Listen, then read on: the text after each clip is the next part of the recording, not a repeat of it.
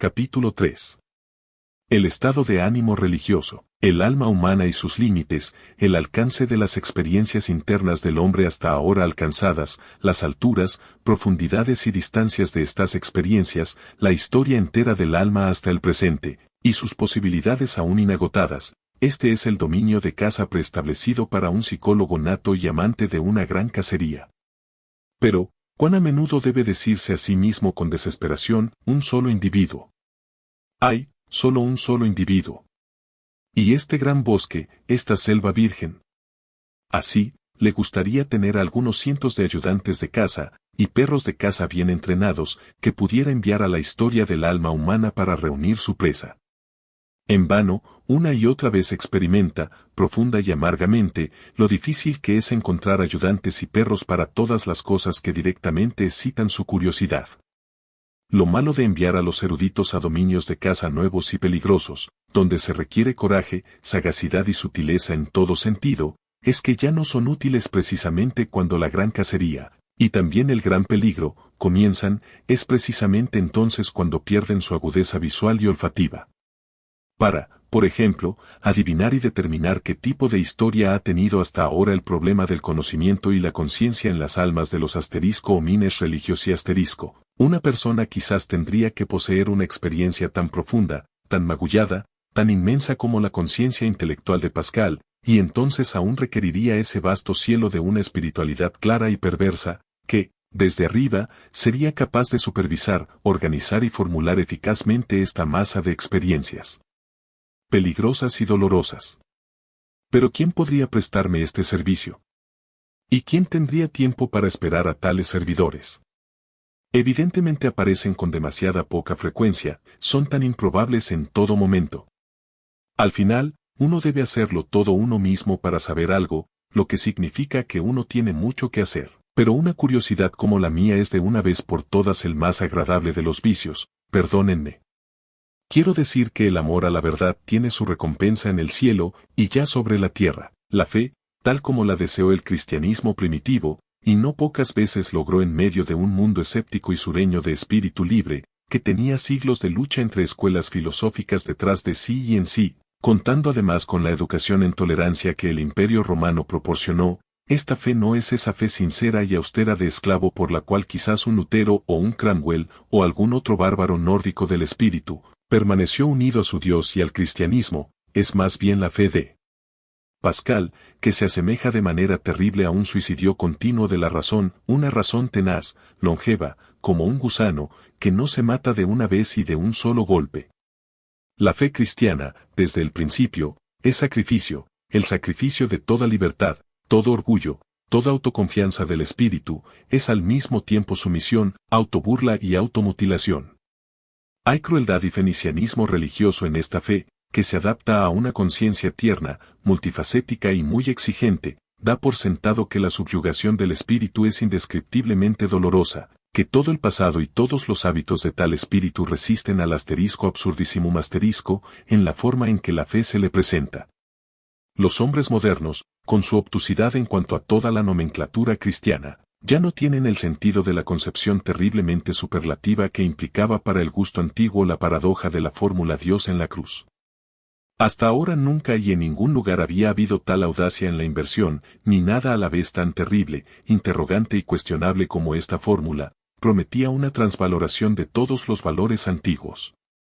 Fue el Oriente profundo, fue el esclavo oriental quien así se vengó de Roma y de su noble y despreocupada tolerancia, del catolicismo romano de la no fe, y no fue siempre la fe, sino la libertad de la fe, la indiferencia medio estoica y sonriente ante la seriedad de la fe, lo que indignó a los esclavos contra sus amos y los hizo sublevarse contra ellos. La Ilustración causa la revuelta, pues el esclavo desea lo incondicionado, no entiende nada más que lo tiránico, incluso en la moral, ama como odia, sin matices, hasta lo más profundo, hasta el dolor, hasta la enfermedad. Sus muchos sufrimientos ocultos lo hacen sublevarse contra el gusto noble que parece negar el sufrimiento. El escepticismo con respecto al sufrimiento, fundamentalmente solo una actitud de moralidad aristocrática, no fue la menor de las causas, también, de la última gran insurrección de esclavos que comenzó con la Revolución Francesa. Dondequiera que la neurosis religiosa ha aparecido en la tierra hasta ahora, la encontramos conectada con tres peligrosas prescripciones de régimen: soledad, ayuno y abstinencia sexual, pero sin que sea posible determinar con certeza cuál es causa y cuál es efecto, o si es que existe allí alguna relación de causa y efecto. Esta última duda se justifica por el hecho de que uno de los síntomas más regulares, tanto entre pueblos salvajes como civilizados, es la sensualidad más repentina y excesiva, que luego con igual repentinidad se transforma en paroxismos penitenciales, renuncia al mundo y renuncia a la voluntad, ambos síntomas quizás explicables como epilepsia disfrazada. Pero en ningún otro lugar es más obligatorio dejar de lado las explicaciones, ningún otro tipo ha acumulado tal masa de absurdos y supersticiones. Ningún otro tipo parece haber sido más interesante para los hombres e incluso para los filósofos. Quizás es hora de volverse un poco indiferente aquí, de aprender cautela, o, mejor aún, de mirar a otro lado, de irse. Sin embargo, en el trasfondo de la filosofía más reciente, la de Schopenhauer, encontramos casi como el problema en sí mismo, este terrible signo de interrogación de la crisis y el despertar religiosos. ¿Cómo es posible la negación de la voluntad? ¿Cómo es posible el santo? Esa parece haber sido la pregunta con la que Schopenhauer comenzó y se hizo filósofo, y así fue una genuina consecuencia schopenhaueriana que su adherente más convencido, quizás también el último, en lo que a Alemania se refiere, a saber, Richard Wagner, terminara su propia obra vital precisamente aquí, y pusiera finalmente en escena ese tipo terrible y eterno como Kundry, *type beco y tal como amó y vivió. Al mismo tiempo que los médicos de alienados en casi todos los países europeos tenían la oportunidad de estudiar el tipo de cerca, donde quiera que la neurosis religiosa, o, como yo la llamo, el estado de ánimo religioso, hizo su último brote epidémico y manifestación como el ejército de salvación. Si se trata, sin embargo, de lo que ha resultado tan extremadamente interesante para hombres de toda clase en todas las épocas, e incluso para filósofos, en todo el fenómeno del santo, es sin duda la aparición de lo milagroso en ello, a saber, la sucesión inmediata de opuestos, de estados del alma considerados moralmente antitéticos. Se creía aquí que era evidente que un hombre malo se transformaba de repente en un santo, un hombre bueno. La psicología existente hasta ahora naufragó en este punto. No es posible que haya sucedido principalmente porque la psicología se había puesto bajo el dominio de la moral, porque creía en oposiciones de valores morales, y veía, leía e interpretaba estas oposiciones en el texto y los hechos del caso. ¿Qué? ¿Milagro solo un error de interpretación? ¿Una falta de filología? Parece que las razas latinas están mucho más profundamente apegadas a su catolicismo de lo que nosotros los nórdicos lo estamos al cristianismo en general, y que, consecuentemente, la incredulidad en los países católicos significa algo muy distinto de lo que significa entre los protestantes, a saber, una especie de revuelta contra el espíritu de la raza, mientras que en nosotros es más bien un retorno al espíritu, o no espíritu, de la raza. Nosotros los nórdicos derivamos sin duda nuestro origen de razas bárbaras, incluso en cuanto a nuestros talentos para la religión, tenemos pobres talentos para ella. Se puede hacer una excepción en el caso de los celtas, que hasta entonces proporcionaron también el mejor terreno para la infección cristiana en el norte. El ideal cristiano floreció en Francia tanto como el pálido sol del norte se lo permitía. Cuán extrañamente piadosos para nuestro gusto son aún estos escépticos franceses posteriores, siempre que haya sangre celta en su origen. Cuán católica, cuán no alemana nos parece la sociología de Auguste Comte, con la lógica romana de sus instintos. Cuán jesuítico, ese amable y astuto Cicerone de Port Royal, Saint-Beuve, a pesar de toda su hostilidad hacia los jesuitas. E incluso un Estrenat, cuán inaccesible para nosotros los nórdicos parece el lenguaje de un Renan, en quien a cada instante el más mínimo atisbo de emoción religiosa desequilibra su alma refinada, voluptuosa y cómodamente aposentada. Repitamos tras él estas bellas frases, y qué maldad y altivez se suscita inmediatamente como respuesta en nuestras almas probablemente menos bellas pero más duras, es decir, en nuestras almas más alemanas. Disons donc argument que la religión est un produit de l'homme normal, que l'homme est le plus dans le vrai y quand il est le plus religieux c'est le plus assuré de une destinée infinie. C'est est quand il est bon qu'il veut que la virtu corresponde a un order eternal, c'est est quand il contemple les choses de une manière désintéressée qu'il trouve la mort révoltante et absurde. Comment ne pas supposer que c'est dans ces moments-là que el homme voit le mieux. Estas frases son tan extremadamente antipodales para mis oídos y hábitos de pensamiento, que en mi primer impulso de rabia al encontrarlas, escribí al margen, la niaiserie religieuse pareceyense, hasta que en mi rabia posterior incluso les tomé cariño, a estas frases con su verdad absolutamente invertida. Es tan agradable y una distinción tan grande tener los propios antípodas. Lo que es tan asombroso en la vida religiosa de los antiguos griegos es el irrefrenable torrente de gratitud que derrama. Es un tipo de hombre muy superior el que adopta tal actitud hacia la naturaleza y la vida. Más tarde, cuando la plebe se impuso en Grecia, el miedo se desató también en la religión y el cristianismo se estaba preparando. La pasión por Dios, hay tipos groseros, de corazón honesto e importunos, como el de Lutero, a todo el protestantismo le falta la delicadeza sureña. Hay en ella una exaltación oriental de la mente, como la de un esclavo inmerecidamente favorecido o elevado, como en el caso de San Agustín, por ejemplo, quien carece de manera ofensiva de toda nobleza en el porte y los deseos. Hay en ella una ternura y sensualidad femeninas, que anhela modesta e inconscientemente un asterisco unio mística et física asterisco, como en el caso de Madame de Guyon. En muchos casos aparece, curiosamente, como el disfraz de la pubertad de una muchacha o un joven, aquí y allá incluso como la histeria de una solterona, también como su última ambición. La Iglesia ha canonizado frecuentemente a la mujer en tales casos. Los hombres más poderosos se han inclinado hasta ahora siempre reverentemente ante el santo, como el enigma de la autosubyugación y la privación voluntaria absoluta. ¿Por qué se inclinaron así? Adivinaron en él, y como si fuera detrás de la cuestionabilidad de su apariencia frágil y miserable, la fuerza superior que deseaba ponerse a prueba mediante tal subyugación, la fuerza de voluntad, en la que reconocieron su propia fuerza y amor al poder, y supieron honrarla, honraron algo en sí mismos cuando honraron al santo. Además de esto, la contemplación del santo le sugirió una sospecha, tal enormidad de autonegación y antinaturalidad no habrá sido codiciada en vano, han dicho, interrogativamente.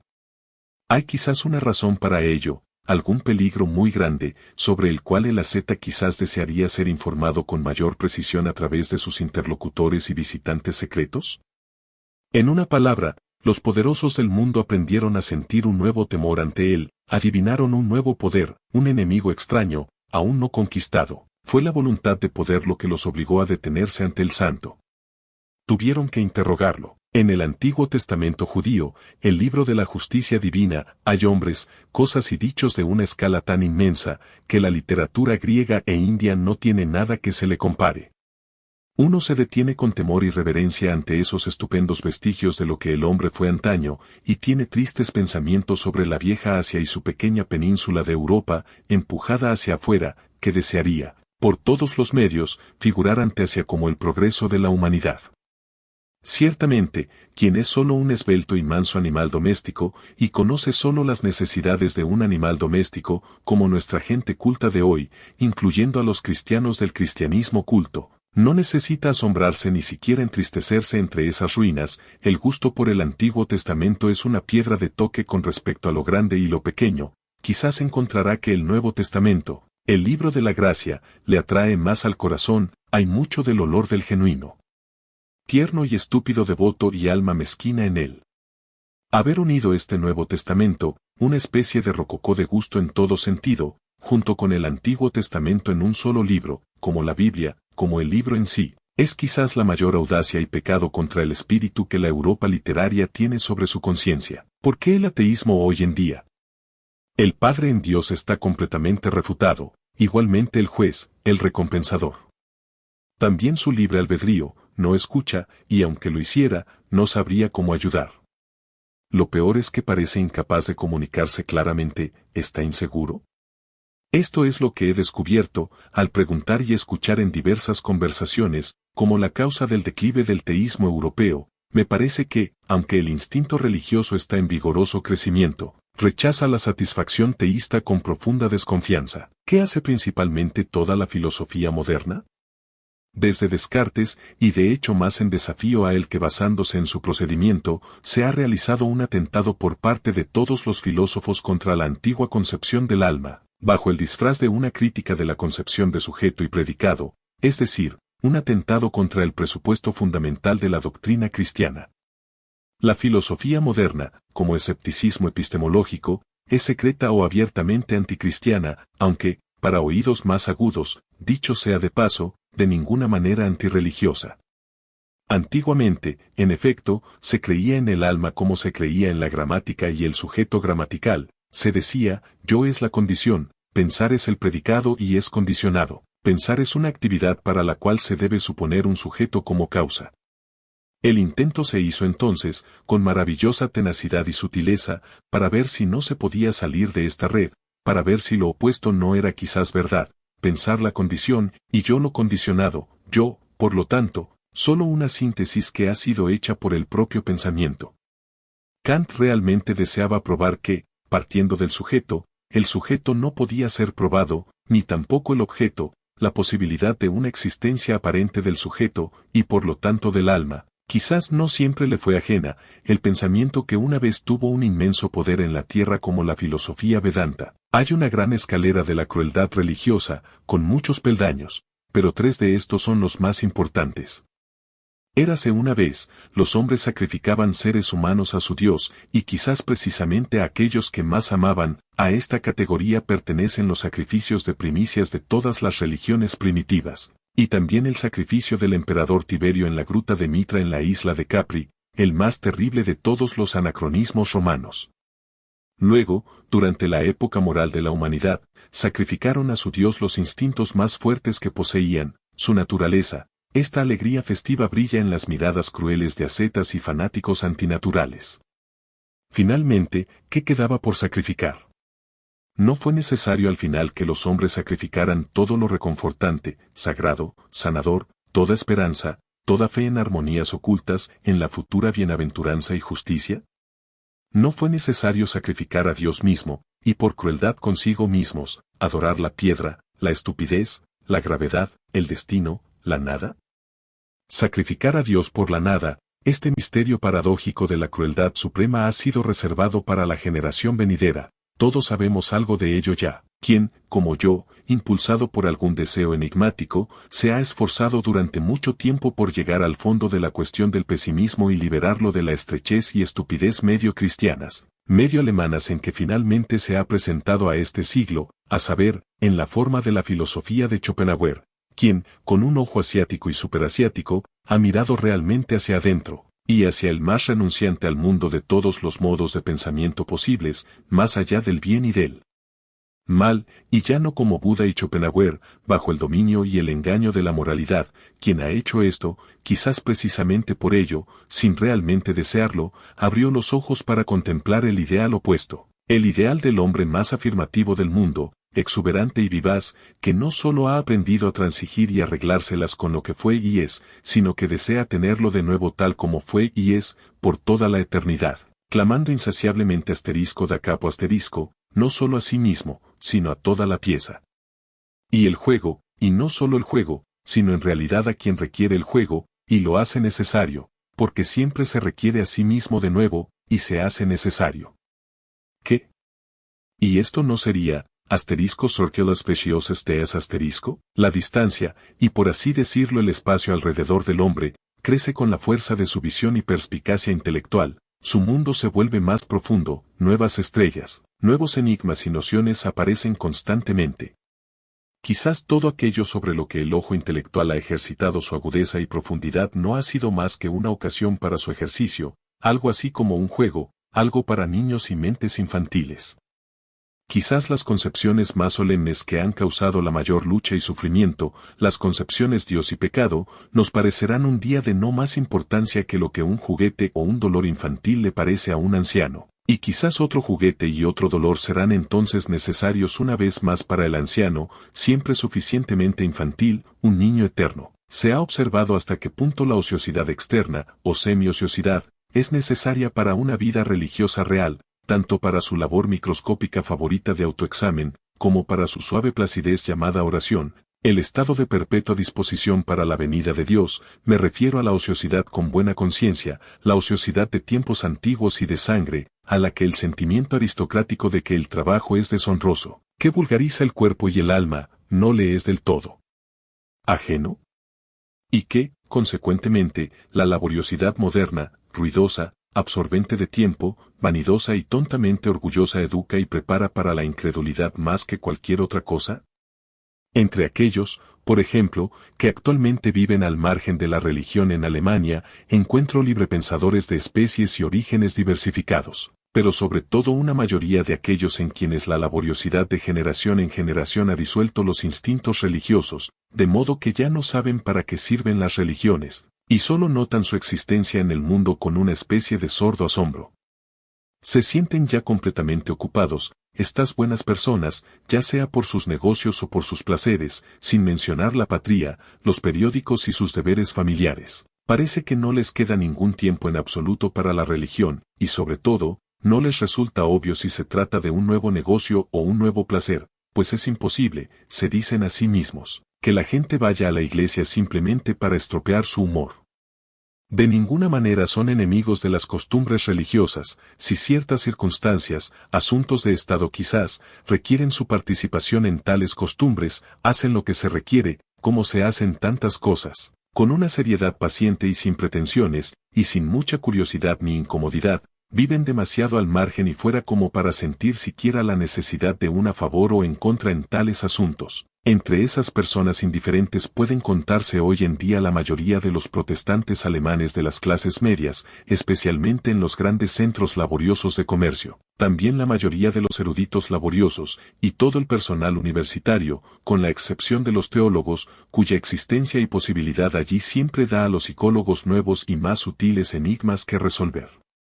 Por parte de la gente piadosa, o simplemente asiduo a la iglesia, rara vez se tiene idea de cuánta buena voluntad, se podría decir voluntad arbitraria, es ahora necesaria para que un erudito alemán tome en serio el problema de la religión, toda su profesión, y como he dicho, toda su laboriosidad de trabajador, a la que le obliga su conciencia moderna, lo inclina a una serenidad elevada y casi caritativa en cuanto a la religión, con la que ocasionalmente se mezcla un ligero desdén por la suciedad de espíritu que da por sentada donde quiera que alguien todavía profesa pertenecer a la iglesia.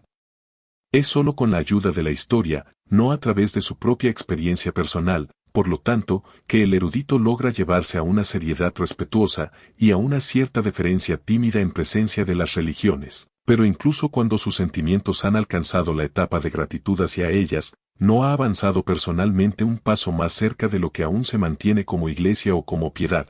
Quizás incluso lo contrario.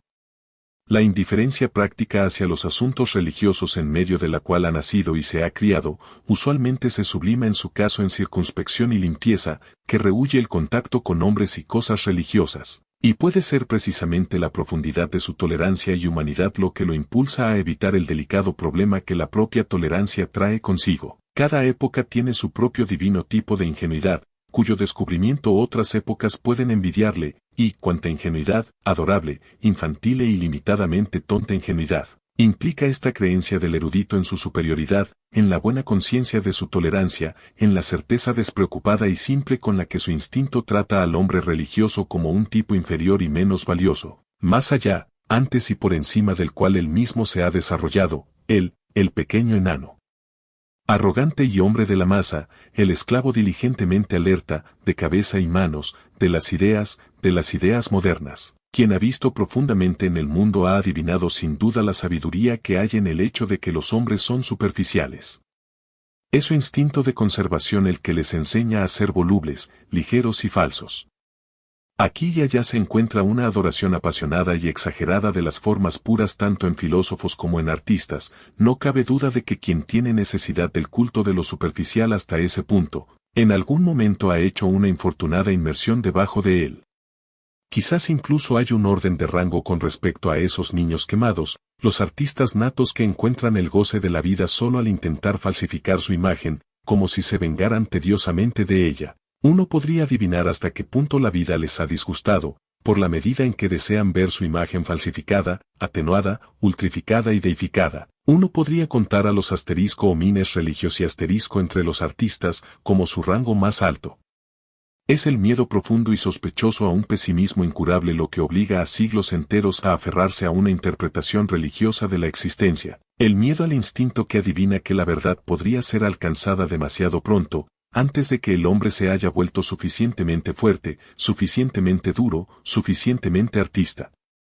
La piedad, la vida en Dios, considerada bajo esta luz, aparecería como el producto más elaborado y último del miedo a la verdad, como adoración de artista y embriaguez de artista en presencia de la más lógica de todas las falsificaciones, como la voluntad de inversión de la verdad, de la falsedad a cualquier precio. Quizás hasta ahora no ha habido ningún medio más eficaz de embellecer al hombre que la piedad. Por medio de ella el hombre puede volverse tan artificioso, tan superficial, tan iridiscente y tan bueno, que su apariencia ya no ofende. Amar a la humanidad por amor a Dios, este ha sido hasta ahora el sentimiento más noble y remoto al que la humanidad ha alcanzado. Que el amor a la humanidad, sin ninguna intención redentora en el trasfondo, es solo una locura y brutalidad adicionales, que la inclinación a este amor tiene primero que obtener su proporción, su delicadeza, su gramo de sal y su pizca de ámbar gris de una inclinación superior. Quienquiera que haya percibido y experimentado esto por primera vez, por mucho que su lengua haya balbuceado al intentar expresar un asunto tan delicado, que sea por siempre santo y respetado, como el hombre que ha volado más alto y se ha extraviado de la manera más fina, el filósofo, tal como nosotros los espíritus libres lo entendemos, como el hombre de la mayor responsabilidad, que tiene la conciencia del desarrollo general de la humanidad, utilizará la religión para su trabajo de disciplina y educación, así como utilizará las condiciones políticas y económicas contemporáneas. La influencia selectiva y disciplinaria, destructiva, así como creativa y formadora, que puede ejercerse por medio de la religión es múltiple y variada, según el tipo de personas puestas bajo su hechizo y protección. Para aquellos que son fuertes e independientes, destinados y entrenados para mandar, en quienes el juicio y la habilidad de una raza dominante están incorporados, la religión es un medio adicional para superar la resistencia en el ejercicio de la autoridad, como un vínculo que une a gobernantes y súbditos en común, traicionando y entregando a los primeros la conciencia de los segundos, su corazón más íntimo, que con gusto escaparía a la obediencia. Y en el caso de las naturalezas únicas de origen noble, si en virtud de una espiritualidad superior se inclinan a una vida más retirada y contemplativa, reservándose solo las formas más refinadas de gobierno, sobre discípulos elegidos o miembros de una orden, la religión misma puede ser utilizada como un medio para obtener paz del ruido y la molestia de gestionar asuntos más groseros, y para asegurar la inmunidad de la ineludible suciedad de toda agitación política. Los brahmanes, por ejemplo, entendieron este hecho. Con la ayuda de una organización religiosa, se aseguraron el poder de nombrar reyes para el pueblo, mientras sus sentimientos los impulsaban a mantenerse aparte y al margen, como hombres con una misión superior y suprarreal. Al mismo tiempo, la religión da incentivo y oportunidad a algunos de los súbditos para cualificarse para el futuro gobierno y mando de los rangos y clases que ascienden lentamente, en los que, a través de afortunadas costumbres matrimoniales, el poder volitivo y el deleite en el autocontrol van en aumento. A ellos la religión ofrece suficientes incentivos y tentaciones para aspirar a una intelectualidad superior y para experimentar los sentimientos de autocontrol autoritario, de silencio y de soledad. El ascetismo y el puritanismo son medios casi indispensables para educar y ennoblecer una raza que busca elevarse por encima de su bajeza hereditaria y ascender hacia una futura supremacía. Y finalmente, a los hombres comunes, a la mayoría de la gente, que existen para el servicio y la utilidad general, y solo hasta ese punto tienen derecho a existir. La religión les da invaluable contento con su suerte y condición, paz de corazón, ennoblecimiento de la obediencia, felicidad social adicional y simpatía, con algo de transfiguración y embellecimiento, algo de justificación de toda la trivialidad, toda la mezquindad, toda la pobreza semi-animal de sus almas. La religión, junto con el significado religioso de la vida, arroja luz sobre hombres tan perpetuamente acosados, y les hace soportable incluso su propia apariencia. Opera sobre ellos como la filosofía epicúrea suele operar sobre los que sufren de un orden superior, de una manera refrescante y refinadora, casi sacando provecho del sufrimiento, y al final incluso santificándolo y justificándolo. Quizás no hay nada tan admirable en el cristianismo y el budismo como su arte de enseñar incluso a los más humildes a elevarse por la piedad a un orden de cosas aparentemente superior, y así mantener su satisfacción con el mundo real en el que les resulta bastante difícil vivir, siendo esta misma dificultad necesaria, ciertamente, para hacer también el mal contrapunto contra tales religiones y sacar a la luz sus peligros secretos. El costo es siempre excesivo y terrible cuando las religiones no operan como un medio educativo y disciplinario en manos del filósofo, sino que gobiernan voluntaria y supremamente cuando desean ser el fin último, y no un medio junto con otros medios. Entre los hombres, como entre todos los demás animales, hay un excedente de individuos defectuosos, enfermos, degenerados, débiles y necesariamente sufrientes. Los casos exitosos, también entre los hombres, son siempre la excepción, y en vista del hecho de que el hombre es el animal aún no adecuadamente adaptado a su entorno, la rara excepción. Pero peor aún, cuanto más alto es el tipo que un hombre representa, mayor es la improbabilidad de que tenga éxito. Lo accidental, la ley de la irracionalidad en la constitución general de la humanidad, se manifiesta de manera más terrible en su efecto destructivo sobre los órdenes superiores de hombres, cuyas condiciones de vida son delicadas, diversas y difíciles de determinar. ¿Cuál es, entonces, la actitud de las dos mayores religiones mencionadas hacia el excedente de fracasos en la vida?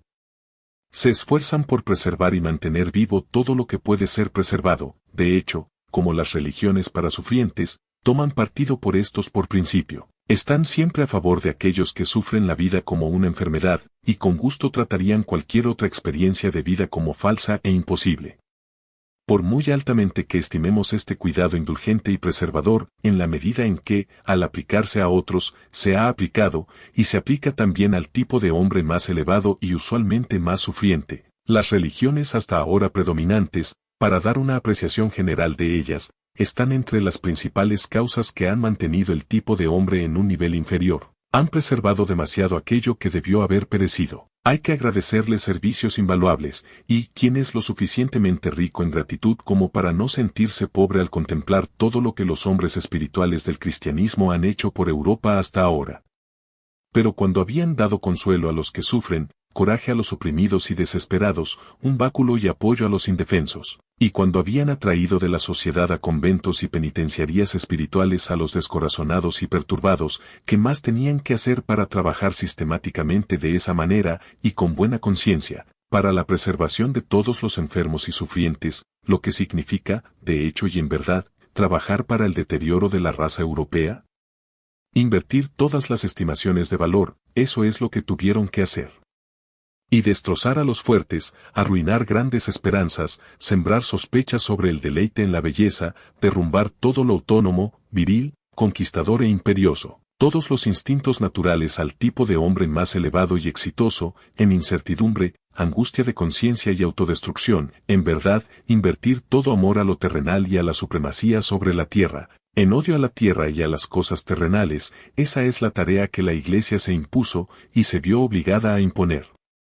Hasta que, según su estándar de valor, la ajenidad al mundo, la insensualidad y el hombre superior se fusionaron en un solo sentimiento. Si uno pudiera observar la extrañamente dolorosa, igualmente grosera y refinada comedia del cristianismo europeo con el ojo burlón e imparcial de un dios epicúreo, creo que uno nunca dejaría de asombrarse y reír. ¿No parece en realidad que una única voluntad ha gobernado Europa durante 18 siglos para hacer del hombre un aborto sublime? Él, sin embargo, quien, con exigencias opuestas, ya no epicúreas, y con algún martillo divino en la mano, pudiera acercarse a esta degeneración y atrofia casi voluntaria de la humanidad, ejemplificada en el cristiano europeo, Pascal, por ejemplo, no tendría que gritar en voz alta con rabia, piedad y horror, oh, ustedes chapuceros presuntuosos y lamentables, ¿qué han hecho? ¿Era eso una obra para sus manos? ¿Cómo han destrozado y estropeado mi más fina piedra? ¿Qué se han atrevido a hacer? Yo diría que el cristianismo ha sido hasta ahora la más portentosa de las presunciones.